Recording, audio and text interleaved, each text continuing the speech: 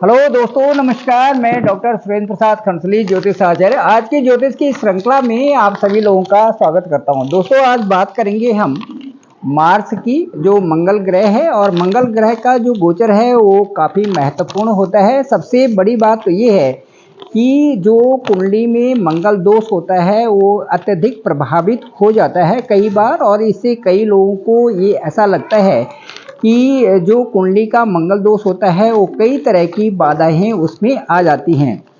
तो चलिए आज बात ये करते हैं कि कहाँ पर, जैसे कुंडली में यदि उच्च का मंगल है, यदि 10 अंक वहाँ पर है कुंडली में जहाँ पर कि मंगल है, तो मंगल उच्च का हो गया, लेकिन उससे मंगल दोष काफ़ी कुछ कम हो जाता है। इसी तरह से यदि वहाँ पर कर्क राशि भी है तो भी, क्योंकि वहाँ पर मंगल नीच का होता है, तो मंगल दोष वहाँ पर भी कम हो जाता है। इस तरह से यदि कहें तो मंगल दोष से बहुत ज़्यादा डरने, प्रभावित होने की ज़रूरत नहीं है, क्योंकि मंगल का जो गोचर है कई स्थानों पर बहुत जातक को एक बहुत अच्छी रीच दे देता है।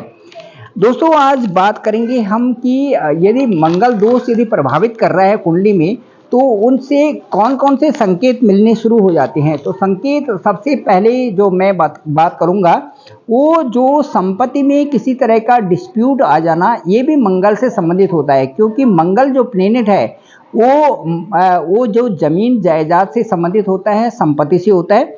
इसलिए जो मार्स का जो गोचर है या मार्स का जो दशा और अंतर्दशा है, उस वहाँ पर वो जब दशा और अंतर्दशा आती है तो उस समय वो जातक उससे बहुत ज़्यादा प्रभावित हो जाता है और ये संकेत मिलना शुरू हो जाता है।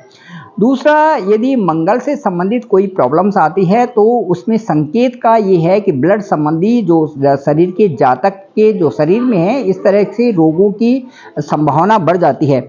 तीसरा जो है, जैसे छठा स्थान है और छठे स्थान में मंगल भी है, दशा भी है उसकी, तो कई बार ऐसी स्थितियां आ जाती हैं कि मुकदमे और कोर्ट केसेस से संबंधित भी वहां पर आ जाते हैं। तो ये ऐसे उसमें एक संकेत ये भी होता है कि कई प्रकार के डिस्प्यूट्स, क्वेरल हो जाना, तो वो स्थिति बताती है।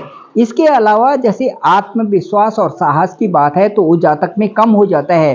तो यदि विल पावर कम होती है और बार बार इस तरह से रहती है तो वो भी मंगल के दोष का प्रभाव होता है।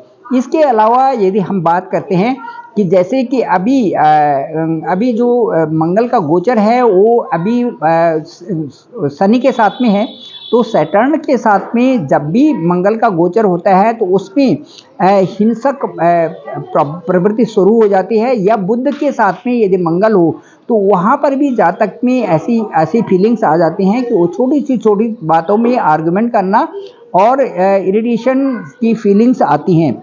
इसके अलावा जो कर्जे की स्थिति है, कई लोग कहते हैं कि हम पे बहुत सारा कर्जा हो गया और कर्जा जो है निपट नहीं पा रहा है, तो उसमें भी मंगल दोष का या मंगल का प्रभाव जातक की कुंडली में कहीं ना कहीं दिखाई देता है।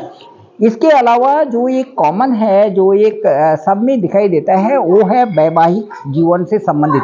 वैवाहिक जीवन से संबंधित या संतान से संबंधित या संतान की प्लानिंग से संबंधित यदि इस तरह से बाधाएं आ रही हों, तो कुंडली का जो पंचम हाउस है या सप्तम हाउस है या फिर नौवां घर है या फर्स्ट हाउस है, जो इन हाउस से संबंधित कई बार जो ऐसी समस्याएं आ जाती हैं जिसमें कि वैवाहिक जीवन में भी प्रॉब्लम्स आ जाती हैं। और जो 6, 8, 12 जो हाउसेस हैं उनमें भी मंगल का जो कई बार ऐसी समस्याएं आ जाती हैं जो मंगल से प्रेरित होती हैं, मंगल से संबंधित होती हैं।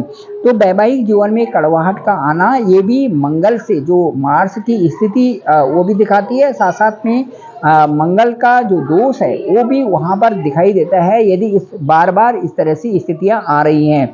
तो इसके बाद जो मंगल जो है वो भाई का भी कारक होता है, छोटे भाई का कारक होता है। तो इसलिए भाई के संबंध में भी, भाई से साथ में भी यदि विवाद की स्थिति बनती है तो वो भी मंगल दोष का एक, उनमें से एक जो है, एक बिंदु बन जाता है, जिससे कि ये अंदाजा लगाया जा सकता है कि मंगल का इस समय प्रभाव चल रहा है। तो दोस्तों, आज मैंने आपको बताए थे कि मंगल दोष कुंडली में कैसे हटता है। एक तो उच्च का यदि मंगल है और नीच का मंगल है तो वहाँ पर मंगल का जो दोष है उतना नहीं होता, और उन लोगों के साथ में शादी हो सकती है जो कि मंगली नहीं है।